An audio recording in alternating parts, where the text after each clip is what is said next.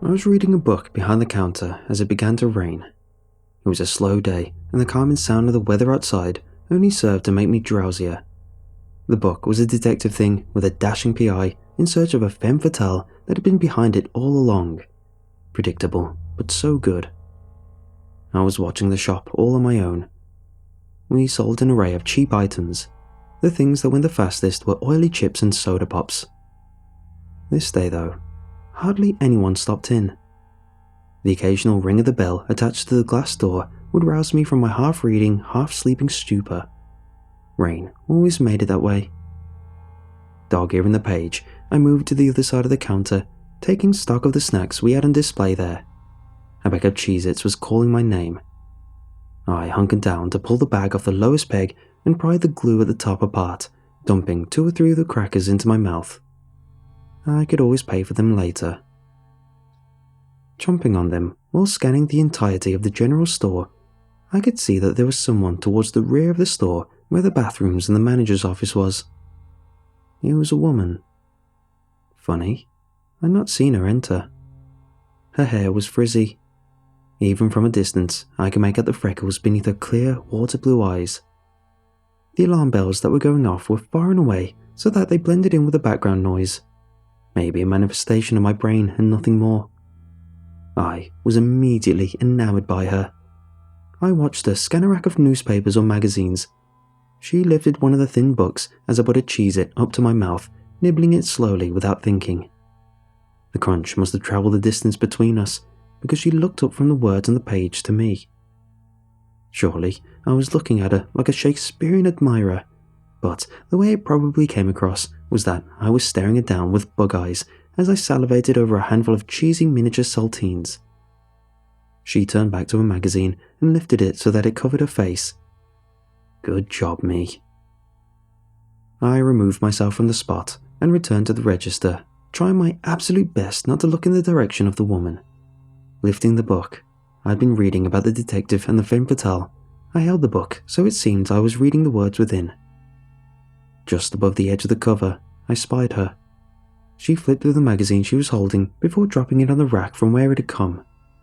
She approached the counter and I sat the book in my hand to the side, giving her my full attention. This woman, she had the eyes of a jungle cat, like she could reach across the counter and tear me to pieces in a second. Part of me wanted that. I cannot fathom why. I'm telling you, I might as well have jumped onto the counter and showed my whole red ass like a manic primitive baboon. She saw right through me as she popped the Faygo onto the counter. No accounting for taste, I reckon. You'd be cute. She reached across the counter, pointing her index finger at me, grazing the end of my nose with it. If you were a bit taller. I flinched. She withdrew her finger. The Faygo bottle was gone. Had she taken it when I wasn't paying attention? The sway of her hips hypnotized me as she left the store. I swallowed hard. What the hell did she mean? If I was taller? I was 5'11". Not huge by any means, but not short. Weird. For the remainder of the day, there were no more customers. The rain kept them at bay, it seemed. I was infatuated, hoping she would turn up the following day. I took the trash out after locking the glass door.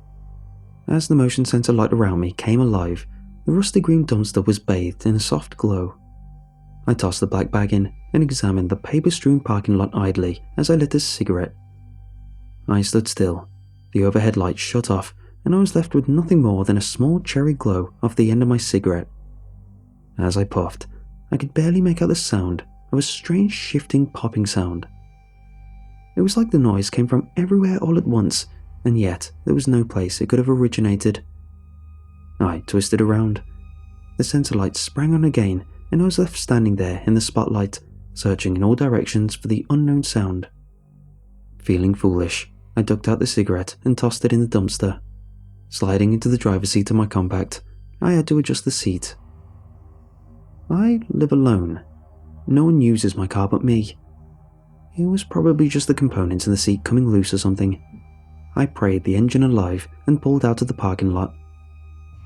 When I arrived home, I was uncharacteristically tired, and my back was sore. No doubt, this was due to leaning down stock shelves, right? I sat on my bed, switching on the TV so I felt less alone. My shoes were tough to get off, so I loosened the laces. There comes a time with everything where you must face the facts, no matter how surreal. Her words came back to me. I'd be cute if I were taller. I knew, even then, I think, what was happening, but my mind went to the possible, the likely. My shoes were cheap, so they shrank from the moisture of the rain. I kicked back in my bed and covered myself in a light sheet. With the oscillating fan going in the corner, the TV muttering to me from the wall at my feet, and the phone screen in front of my face, I nearly had enough stimuli to forget who I was, the woman I'd met, the crummy job I had. Sleep came the way it always does for me, without warning. The sound of the TV I'd left on during the night was the first thing I noticed. The next thing was that I felt extraordinarily uncomfortable in bed. Had I slept wrong? I tossed around, feeling my feet hang clear off the bed. Blinking my eyes open, in the meager daylight spilling through the window near the bed, I scanned the room. The dull glow of the TV illuminated my bare feet. Instinctively, I pushed myself up on the bed till my head struck the headboard. When I craned forward, I felt the sheet was hardly clinging to me as I scooted from the bed. My feet touched the floor too soon. I looked around in a daze, moving to yank over the blinds of the window. It was the strangest of moments, me sitting there staring down at my legs. In the night, they developed red strands along my calves and thighs. I examined the strands more closely. I could see that there were places the skin had been pulled to extreme lengths over a short period of time. They were tender to the touch. They were stretch marks. How was it that I developed a post-prepubescent growth spurt overnight? Then the woman's voice echoed in my head. I'd be cuter if I were only taller. What a messed up thing to say to someone, if I'm being honest. I anchored myself on my stilted legs. Trying to walk on them was strange, like the bones were too long. I reached with an arm and could easily touch the ceiling without even getting on my tiptoes. The stretch marks were there on my arms too. Sore. I was sore all over. There was the dull, numbing sort of pain that came with having my bones grow inches in the night. But there was that stinging sensation across my flesh too, and I was forced to wonder, not for the first time, whether or not my muscles were tearing beneath my pinkish skin. I forced myself not to think of that, ducking into the bathroom. Sitting on the toilet, with my feet rested in the shower, I hoped and prayed that my internal organs were still relatively positioned where they'd been the night before. The last thing I wanted was to turn around and see that my whole gut had prolapsed into the bowl. No, Christ, I couldn't be thinking like that. That wasn't the sort of mentality I needed if I were to wake from this nightmare. I shifted to look into the mirror with my giraffe neck. It was hard for me to do, even while seated on the toilet. My cheeks had grown extremely gaunt, and my face no longer looked like a face, but a plasticine approximation. I wiped. There was blood, but I dare not look back there. I rose from the seat, and as my legs awkwardly caught against the shower wall and my waist twisted just so, the sound of something like bones grinding echoed. It was too late to save myself from what came next. I pulled my knees up to my neck and twisted around on the seat as I pivoted. The skin along my hip tore open and fresh, warm blood ran the length of my long thigh. A low moan escaped my ghost in the house. It took me a moment to realize the ghost was me. I leveled myself aboard the stick legs, clawing my way from the bathroom like a bow-legged creepypasta monster. Do not ask me why, but a thought occurred to me then. How long would it be before my skull reached the size of a mammoth's? What then of my eyes? Would they fall clean out of my face, dangling from optic nerves like some peculiar funhouse dummy? Or would they merely roll backwards into the wide crevice my skull had become? I shook this from my mind and moved to the bedroom. I looked at my clothes, sitting in a pile on the floor. Thankfully, I sleep naked. I don't think I'd have the spirit to tear my breeches off. I craned down and lifted the pair of jeans lying there. As I held them up to my new legs, I could see there was no way I'd be able to put them on. I knew that though. I looked at the sheets of my bed. Togas were an option, I suppose, at least for now. Looking at the tear in my hip was difficult. The skin had fallen away into a neat sheet that dangled off my side, flapping. I crawled out of my bedroom on my hands and knees, loosely wrapped in my bedsheets. As I came to the kitchen, I haphazardly threw the drawers open, searching for duct tape. All I found was a clear roll. I laid the flap on my hip out as straight as I possibly could. This was harder than it should have been, as I'd grown since then, and the dead skin no longer came up to the point it had torn away from. I taped it down as best as I could, so that I would not bleed everywhere. I crawled out of the house, and once outside, I could once again stand fully. Without a doubt, I wasn't one to clean the gutters, but I never thought in a million years they would be as full of pine needles as they were. I staggered towards the car, though I'm not sure why. It's not as though I'd fit into the old rust bucket anymore. At least I could walk to work faster this way. I chuckled at this, then found myself crying, walking down the suburban street towards the general store. One thought was burned into my mind. I was going to find that woman that had cursed me. I was going to confront her. And what exactly? Beg her to change me back? Strangle her on sight? I hadn't decided. As the grass turned into sidewalks, I passed by people. An older man with wispy hair running along the opposite side of the street in a set of sweats caught a glimpse of me and booked it in the opposite direction. I don't blame him. I looked a mess. I passed by a mother and a small boy, lumbering like an ogre. They stared up at me with wide open mouths, unable to move, frozen in fear. The little boy's mouth moved to say the words, "He's so gross." This did little for my self-confidence, I can tell you that much. Their horrified expressions nearly brought me to my knees. How would it look for a giant to fall into the street, sobbing? I've seen the Hollywood pictures. They'd line up the police cars and point their rifles at me. Maybe they'd cast some up-and-coming child star opposite to me to teach the kiddies about acceptance of difference. But I'd be captured.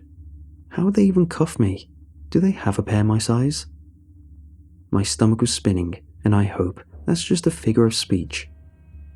Given the excess room, that may be physically possible. My legs were like freshly debarked evergreen limbs, wobbly and inexcusably bowing out from my grown weight.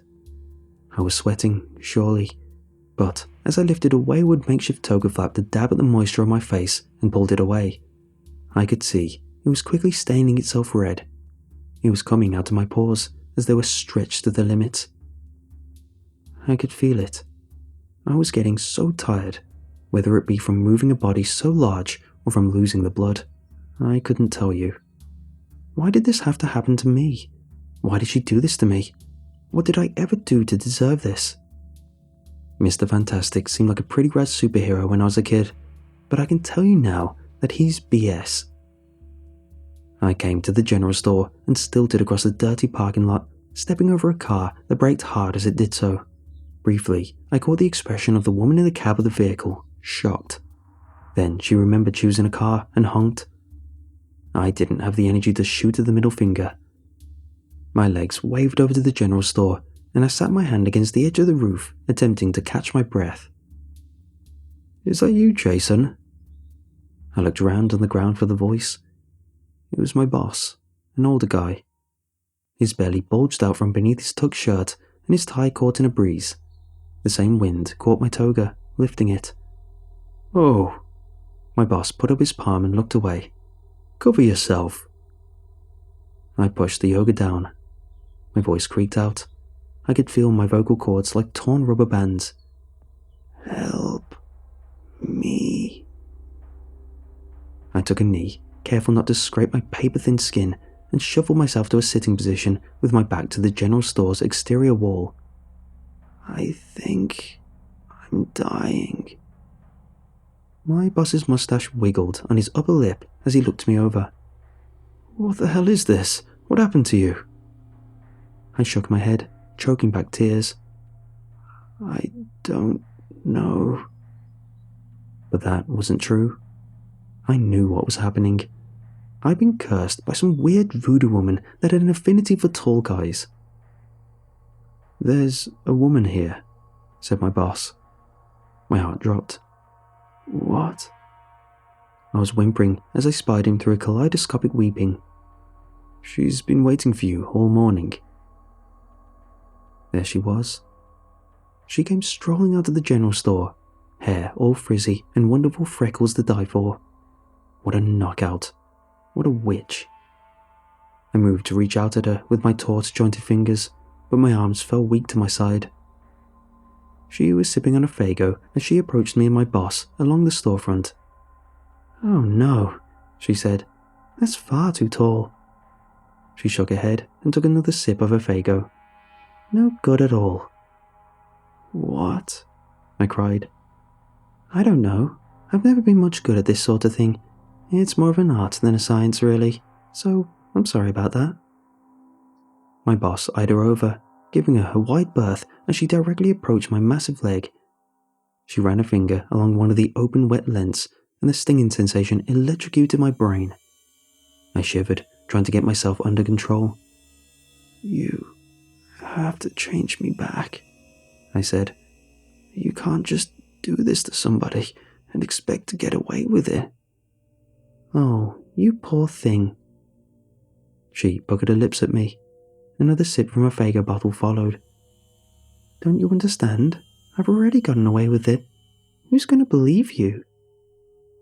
As she said this, I heard the shifting sound of bones again, and was met with a splitting headache.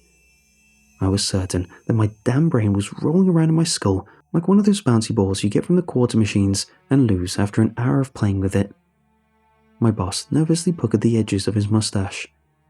When she turned her attention to him, he flinched. He was shaking. He should have done more than that, though. He should have run from us.